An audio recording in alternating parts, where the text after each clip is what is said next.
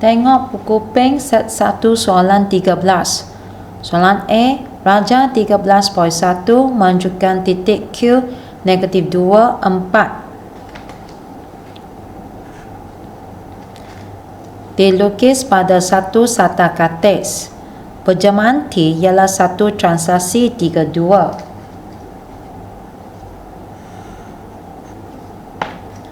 Perjamaan A ialah satu putaran 90 darjah lawan arah jam pada pusat O.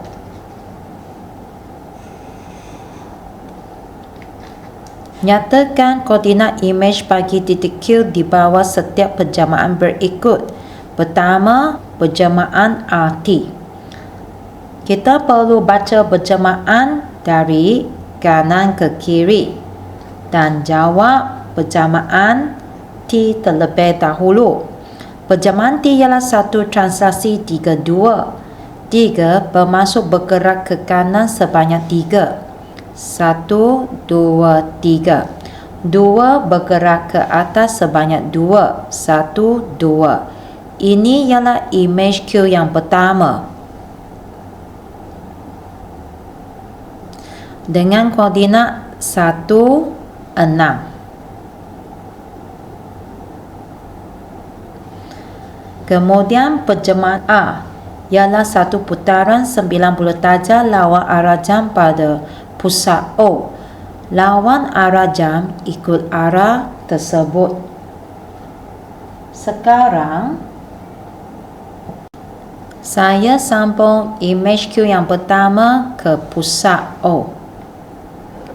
Kemudian saya kira petak dari pusat O ke imej Q pertama. Menegak 1, 2, 3, 4, 5, 6. Sebanyak 6 petak selepas diputar akan menjadi melintang sebanyak 6 petak.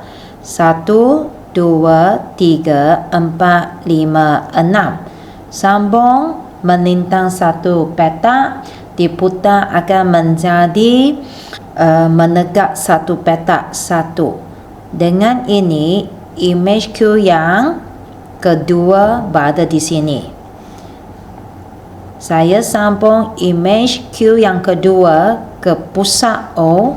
Kita betul-betul nampak ada 90 darjah. Imej Q yang kedua koordinatnya negatif 6, 1. Soalan kedua, perjamaan TR, kita perlu baca perjamaan dari kanan ke kiri. Melakukan perjamaan A terlebih dahulu, iaitu satu putaran 90 darjah lawan arah jam pada pusat O.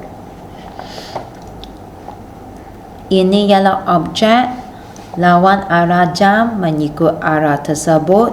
Saya sambung objek ke pusat O. Okey, sama kira petak dari pusat O ke objek Q. Menegak 1, 2, 3, 4. Diputar akan menjadi melintang sebanyak 4. 1, 2, 3, 4. Kemudian sambung melintang 1, 2. Setelah diputarkan akan menjadi menegak 2. 1, 2. Ini imej Q yang pertama. Kalau saya sambung imej Q yang pertama ke pusat O, betul-betul nampak 90 darjah. B, imej Q yang pertama koordinatnya ialah negatif 4, negatif 2. Sekarang saya sambung perjamaan T, iaitu translasi 32. 3 bermaksud bergerak ke kanan sebanyak 3. 1, 2, 3. 2 bergerak ke atas sebanyak 2. 1, 2. Ini ialah imej Q yang kedua. Imej Q yang kedua koordinatnya negatif 1, 0. Soalan B, Raja 13.2 menunjukkan 3 buah sisi 4 ABCD, PQRS dan PJKL dilukis pada satu sata kates.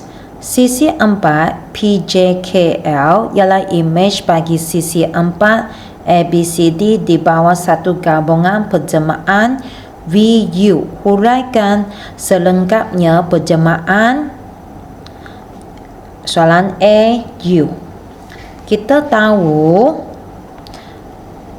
ABCD merupakan objek. Kemudian PQRS merupakan imej yang pertama. Kemudian PJKL merupakan imej yang kedua. Objek menjadi imej yang pertama di bawah perjemaan U, sebab kita baca perjemaan dari kanan ke kiri. Ini perjemaan U. Lepas tu imej yang kedua di bawah perjemaan V. Kita dapat lihat dari objek menjadi imej pertama, dapat lihat kedudukannya berubah dengan banyak. Kalau kedudukan berubah dengan banyak, ini mesti melibatkan perjemaan putaran.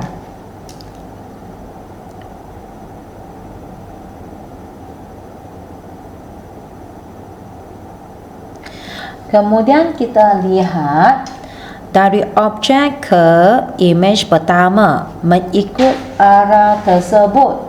Kalau arah tersebut merupakan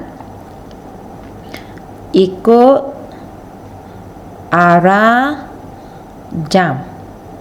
Dan juga kita tahu kalau kita membincangkan putaran biasanya melibatkan 90 darjah. Sekarang kita perlu cari pusat. Pada pusat, bagaimana cari pusat? Kita guna cara cuba jaya. Saya teka pusatnya pada sini. Kenapa saya kata pusat dari sini?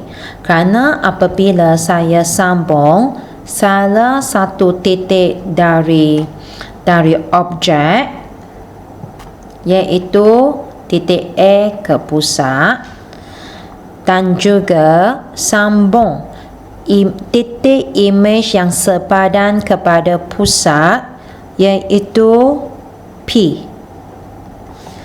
Kita dapat lihat ini memang 90 darjah, dan kita pun boleh cek kita tengah mengira petak dari pusat ke objek melintang 1, 2, 3. Diputarkan akan menjadi menegak 1, 2, 3. Kemudian menegak 1, 2, 3. Diputar akan menjadi melintang 1, 2, 3. Ini memang betul pusatnya pada negatif 1, 3.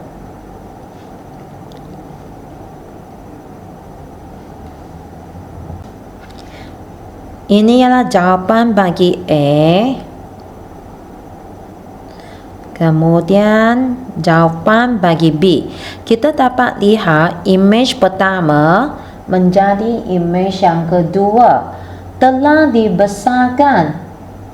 Oleh itu, jawapannya ialah pembesaran.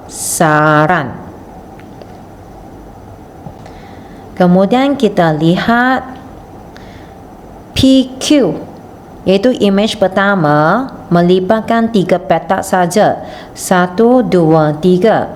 Kemudian menjadi imej yang kedua iaitu PJ, kita ada 1, 2, 3, 4, 5, 6. Ada 6 petak. 3 jadi 6. Ini menunjukkan melibatkan 2 kali ganda. Dengan ini faktor skala sama dengan 2. Sekarang kita perlu cari pusat. Pada pusat Okey, bagaimana kita cari pusat? Kita sambung titik dari imej pertama ke titik daripada imej kedua yang sepadan. Lagi satu set, titik dari imej pertama ke titik dari imej kedua yang sepadan. Kita dapat lihat kedua-dua garis ini bersilang di sini. Dengan ini, pusat ialah pada 26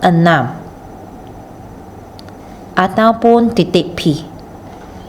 Sekarang kita lihat soalan 3. Diberi bahawa sisi 4 ABCD, iaitu objek, mewakili satu kawasan yang mempunyai luas 45 meter persegi. Hitung luas dalam meter persegi kawasan yang berlorek.